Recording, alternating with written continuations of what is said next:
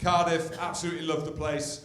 We've got two wicked guests. Let's bring them up on stage now. Let's give them a massive round of applause. Two Welsh, British and Irish legends, the great Scott Quinnell and Alex Cuthbert. Give them a round of applause.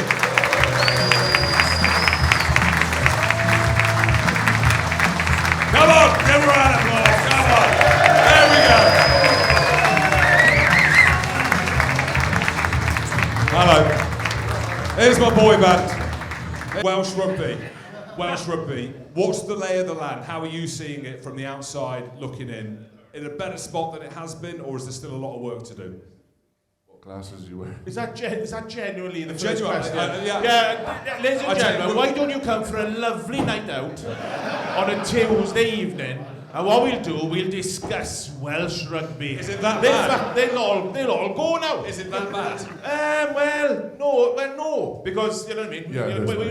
Yeah, I think we've papered over cracks for so long. I think the national side have been so good, you know, for in periods, winning Grand Slams and everything. Because I played in what I like to call in between Grand Slam periods. It was tits up then, wasn't it? It's the only way I get Grand Slam of my career into the same fucking sentence, ladies and gentlemen. You watched you watched Slam the 1980s? Yeah, they're fucking shit scared to do the 90s, I tell you that now. Oh my God, can you imagine that coming up? And I think that's papered over the cracks for years to come. And even, I thought the World Cup, you won the World Cup, you know what I mean? Incredible. You beat that Fiji side, it was only Fiji, and you saw what Fiji went on to do. And I thought it was an exceptional performance against Fiji because we really took them, and Fiji came back, but we hung on, it was absolutely brilliant. And then we beat Australia, you know, it was a great win against Australia. And then I thought, did we get too cocky against Argentina? Maybe a little bit, maybe we thought we were going through to the semi-final, took our eye off the prize, and Argentina just drew an Argentina to a dug in. So we've, and Gats has been saying it, you know what I mean, not anything that you listened to the last couple of days, you know what I mean? As a nation, as a tier 1 nation, we're the smallest, we punched above our weight all that time, but then you have a look at where World Rugby is, and you have a look at the regions, and people say to me, you know, I go to England a lot to do these jobs, and people say to me, it's poor, it's poor, you know what I mean, you're not giving them enough money. I said, well, where's Wasps? Where's Worcester? Where's London Irish? It's around the world, it's a global thing. You know, and I think, you know, obviously the C word, which we don't, you know, that happened 4 years ago, and, you know, probably dropped the art of the economy and everything, and people coming through, and we just need to dig deep for the next 2 or 3 years, you know what I mean, and get back on the level key. We need to pay our players, we need to pay our best players a good sum, and the regions a good sum. We need to make sure that then the Premiership are coming through and they're playing a good, you know, a semi-professional type of game. Under that, nobody gets paid. Nobody. And then you got then the ability to be able to go to any club and always look up, to want to go up, you know what I mean? And if you do that, then we can get back on the level key. But I think as well, if you have a look at Joe Hawkins going to Exeter, he's playing down there. He does now not get capped. He's not in the squad. And our captain, who's brilliant, David Jenkins, absolutely brilliant, has been down there, and we brought him back to Wales. It doesn't make sense to me. It doesn't quite make sense to me. Yes. So before, come on, we are starting low because we're going to go really high. We're coming out to the audience. We're going to get loose. But I think it's really important. I genuinely do, because we've got the Six Nations. The World Cup was a great spectacle. It was amazing to be at. The energy was so high. Then it is the reality of what club rugby looks like, what club rugby in Wales looks like. And I know you've got a big opinion on it, but can you see light at the end of the tunnel? Can you see it's going in the right direction, yeah? Yeah, absolutely. You know, look, we've got to dig deep. I thought the Ospreys' performance out in South Africa was absolutely outstanding. You know, you have a look at that. You have a look at Cardiff the last couple of weeks, where they've had full houses against Bath, against Quins. We need to create a product in Wales that gives us an opportunity to fill stadiums. If we do that, I think the Ospreys are thinking of moving. I think I thought, do you know what? That game in the Brewery Field, the Cardiff Blues, the Ospreys, was brilliant. Somebody said old school. That was rugby. That was bloody rugby. I watched the Dragons Scarlets game after it, and it wasn't as good. That's played on a perfect pitch. in Newport. We are going back there, trust me. Oh. We won, so we're 1 from 1. I think that's probably the best place to go. Can Help I ask- every cause we get us to win. Can I ask a question? After that game, it was the first time in 5 years I heard that you'd washed your kit. To be fair, the boys left that place without no shower, there was no water, nothing. They literally just walked home. Old school! We used to stink back in the day. They jumped back on that lorry and drove back to Swansea. We're no longer going back in the day. Just say Dragons one last time for me. Dragons. Come on. Honestly, I'll WhatsApp it to you later. Yeah, please. I watch it all the time, genuinely. You're an absolute legend. How is it as a player? So, Scott's given his view from the outside. You're in it. You're in the mix. You've been around. You've played over in the Prem as well. You're currently playing. You're in Wales. You love your country. How are you seeing it as a player who is right in the mix of it? Yeah, it's a lot more optimistic than it was, I'd say, 6 months ago. We were in these meetings probably this time last year. You know, we were very close to striking that England game. It was, 3 or 4 votes, and I fucking knows what would happen then. If no one turned up, they would probably pick 23 people off the street to play England that day. So I had my boots. we had Scotland. physios told to bring boots just in case. But I think I said it from the start of the season in terms of the way obviously these squads are mixed up together in terms of the financial situation. The young players had to step up, and we've seen now this Six Nations. There's probably 8 to 10 boys that were probably never going to be selected for Wales, but they're given that opportunity and they deserve it. They played well for Cardiff, Ospreys, Scots. Certain games they played well. We're obviously always going to be under strain. We've got salary caps of 4.5 million, and we're playing in the European Cup at Cardiff against Racing-Metro, 30+ million. We're not going to be that competitive, but we showed a bit of spirit, a bit of country, typical Welsh fashion. We like to be the underdog, and I do think Scott proved it earlier that in terms of how well we've done the last probably 15, 20 years in the Six Nations has probably papered over cracks. I think we've won the most probably Grand Slams championships along with England. I think in the last 20 years I had a look, I think we were up there, 5 or 6 each, which is incredible really in terms of how well the club game is going in England. I think we've got to be a bit optimistic. I think it was all doom and gloom, like the other regions are going to be shit, but we're tough fuckers and we want to win games. We're still going to give everything. And what it does, it just brings these young boys through, and I do think this 4-year cycle that Warren is on about is going to work. The guy's a mad magician, isn't he? He's showed over years. He knows exactly what he's doing. Is it the DNA that's of the people that are from Wales that is the differences that are going to pull them through, that's going to give, I suppose, the national team glory, maybe not now, but further down the line? Yeah, I think it's a natural thing that if you're Welsh, you like to be the underdog. You know what I mean? You like that so you can prove people wrong. And it's one of those situations where, when you have a look at Gats, there was a point in time where Gats said, I think we've forgotten how to lose. There was about 4 years ago. 2019, we had that period. He said, I think we've forgotten how to lose. We weren't playing particularly well in games. We found a way to get through. And the one thing that Gats has always done, right? And he coaches the team really well. He has a group of coaches that coaches the team very well, but they're fit. And one thing you will always find with the Welsh team I've seen since I retired is they're fit. You know what I mean? They goes out there, he works them hard. He works their bollocks off. He gets them on the, they're running. When you don't run anymore, you run through brick walls. You have that ability to get up and you go again. From the likes of Warby, who would lead from the front, to Lupe Falatau, you know what I mean? Has been one of the greatest number 8s, I think, in the generation. He's been absolutely incredible. You know what I mean? And I look at the start of his career here, when you have a look at Dan Lydiard was chopping people's legs off before the chop tackle was a thing. You know what I mean? He made chop tackles. You know what I mean? He didn't tackle. You know what I mean? They nearly brought in a law for Dan Lydiard that you can't tackle below the waist. He was so fucking prolific in those, you know what I mean? If he walked past the shoe rack, he would tackle the fucking shoe rack, you know what I mean? He wouldn't even look if there was anybody up there. He would dive into the shoe rack.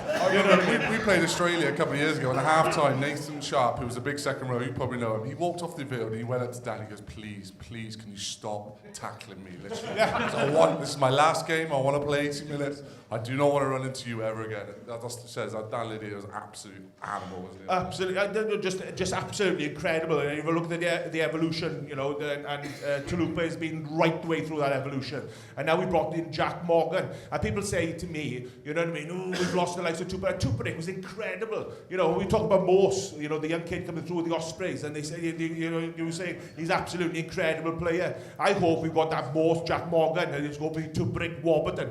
You know what I mean? They're going to push each other to different levels. They're going to push each other and incredibly. You know, you have a look at Wainwright. You know what I mean? He obviously likes World War II films. He's fucking tashing him. It's just absolutely incredible. He goes around with a bit of wax. You know, I saw him once, and all this. I thought I walked into a World War II bomber squadron. All his mates are the same. It's absolutely fantastic, right? And you're there, and you got these kids coming through. You got Rafael, who played for Leicester. And if you can be one of the top forwards in Leicester, you know this. If you can be hard enough to be consistently one of the best performers in Leicester, you're a bloody good player. You know what I mean? So we got kids like that, you know, coming through, and they're incredible. And you back that up with the fact that we've got Scotland at home. David Jenkins, I heard today, David Jenkins wasn't born when we lost to Scotland last. Fucking hell.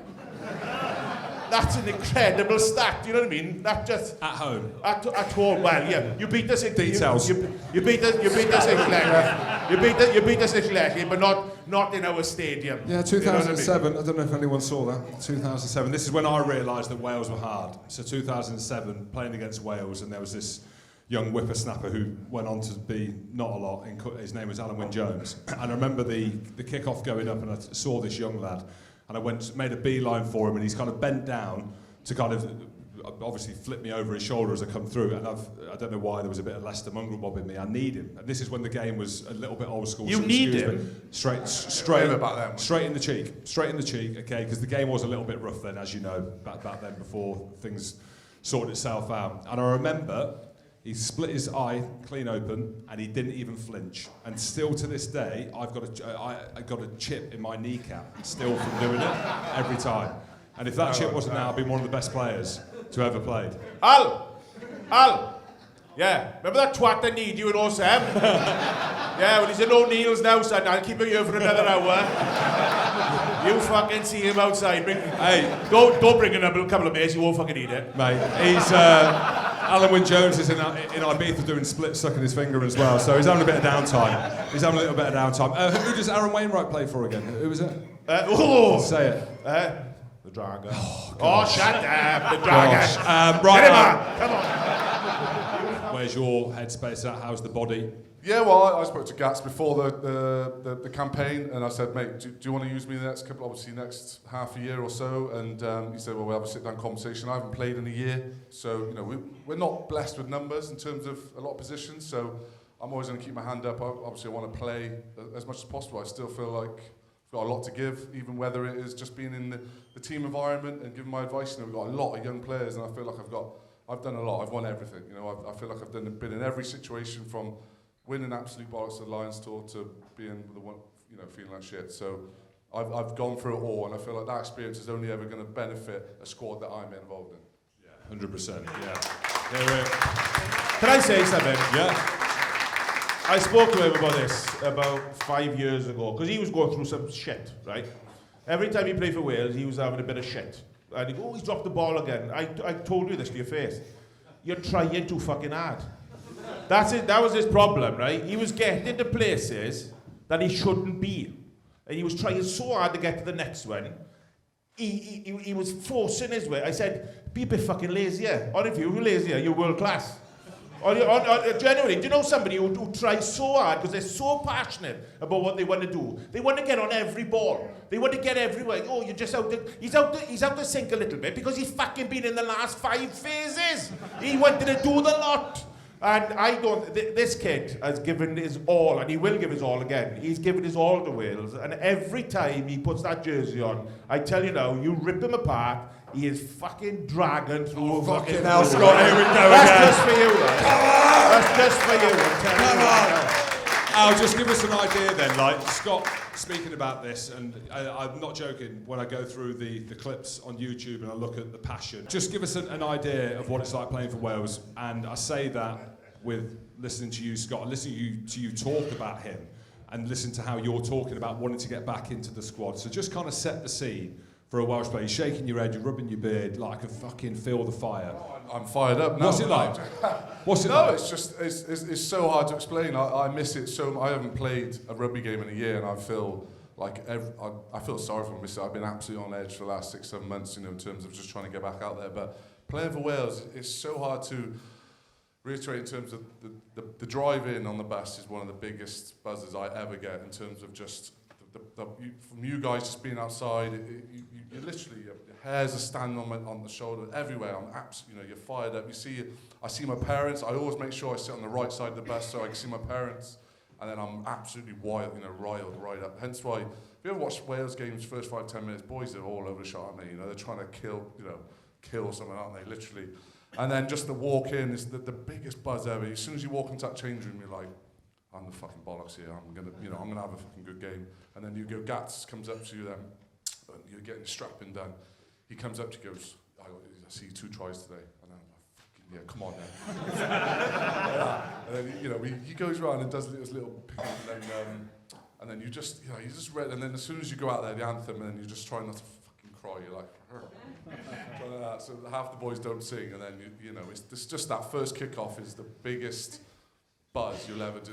It's mad. It's just like so hard to explain. You know, Scott will explain as well in terms of there's no better feeling. I don't think when I retire or finish or go to work or whatever I do after rugby, I'll never ever get to the height of that feeling ever, unless it's just a really good orgasm. I don't know, but other than that, it's just, you know, it's that good. And that's why... There's 72,500 people watch you orgasm. And they can wipe me off like that. Fair play. Yeah, but that's why you won't quit it, right? That's why you're not like me when you get dropped and you're not in. I just threw toys out of the pram, which you can say in 2024. No. I went to Exeter, and I knew going there I was never going to play for Wales again, but those 3 years I was there, when I won a European Cup Premiership, I constantly thought about coming back to playing for Wales, and that was my main, inside my, it was my main aim, and I did it. And I came back, played against England, and that was probably one of my favourite games that I've ever played. Because you hadn't had it for hadn't had it for so long, and it was just exactly what I was missing at the point in my career, especially with my kids watching and so forth. Sorry, Scott. Sorry. Better than 2013. Oh, that is. That up there, especially after we beat Scotland quite well the week before. Right, yeah. And well, we were on for the wooden spoon. We were on for the wooden spoon. That was up there because we had. Bring it down a little bit before we come back up again. But with Wayne Pivac, when he was involved, the differences between him and Warren. Did Wayne get a decent shot at it? Do you think? I mean, how do you follow in someone like Warren Gatman's footsteps? He's got a gate. He's got a fence. He did pretty well, mate, didn't he? Yeah. Should have won Grand Slam. But that's when he won, was it? I think 2001. Yeah, should have won. You know, it was a pretty dodgy decision, wasn't it, against France? I think we had a bit of luck to me. We had a bit of luck. We had the cards, and luck plays his part in that. Do you know the one thing about Wayne? Right, he's got the most incredible integrity that you've ever seen. He's one of the nicest men you'll ever seen. I think what Gats is slightly different. Gats has got the fear factor. And maybe the only difference between maybe the both was the fear factor, where Wayne will just sit there and go, oh, if Gats walked in, you did something wrong, he would fucking take your head off. You know what I mean? And the players know that as well. Right? And I hope Wayne goes on to have a wonderful career, because as a man, he's absolutely incredible, right? Yeah, I love Wayne. Just the nicest man you'll ever meet in your life. But then, you know, perhaps if you're national coach, you need to have a bit of fear as well. You know what I mean? I think, because, well, you know, the younger generation, I've got 4 children, so I can say this firsthand, they're a lot softer. My kids are now. They're a lot softer than they used to be, but maybe not in Wales. And this is the thing, and this brings me onto it. There is an old school element still. You know, you talk about rugby and the demographic of kids that play, especially in England and Scotland, and private schools. I know it's not like that in Wales, so that is probably where it is different, right? It's because there needs to be an old school feel and an environment, and that's what Gats does. But I speak to some of the older players coming out now, and they're saying, you know, especially with a lot of younger players coming through, maybe they don't take. I used to take advice. I was fortunate, right? If I wanted to go for some advice, I'd go to my Uncle Barry John. Or I'd go to my father, Derek Quinnell. Yeah, or I'd go to my godfather, Merv the Swerve, and I'd go, you know what I mean? Or they beat the shit out of me in football, cricket, and rugby out the back garden all the time. Barry, fucking hell, I didn't touch him in 10 years of fucking playing touch rugby. You know what I mean? Thank you to everyone. Give yourselves a round of applause. There we go. As well, 2 Welsh legends on the stage as well. A big thank you to O'Neill's as well for hosting us, absolutely amazing. For all the camera crew. Also a big shout out to Guinness as well, not only supported the pod from early stages, but supporting rugby, men and women's, going into the Six Nation. So the time with Guinness is synonymous and it's authentic as well. So before we go, Cuffy's going to sing us out with the anthem just before we go. Yes, please, there we go. Go on. Come on, and then everyone's going to join in. There you go. I'll sing a different song if you want. Go on, yeah, sing a different one. Go on then, sing a different. The anthem's too cheesy. Go on, sing us out. I'll go. Tommy used to work on the docks. That child union's on strike. He's down on his luck. It's tough. It's tough. You got Gina working the diner all day. Working for a man, she's working, taking home the pay for love. I'm going to come in soon. Keep going, keep going. She says you gotta hold on to what we got. It doesn't make a difference if we make it or not. We got each other, and that's alright for love. We give it a shot. Oh!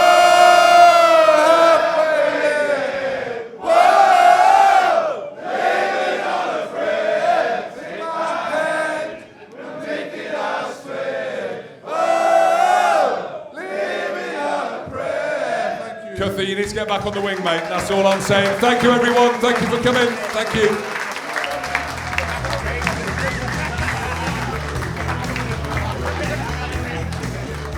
Pod. Rugby pod.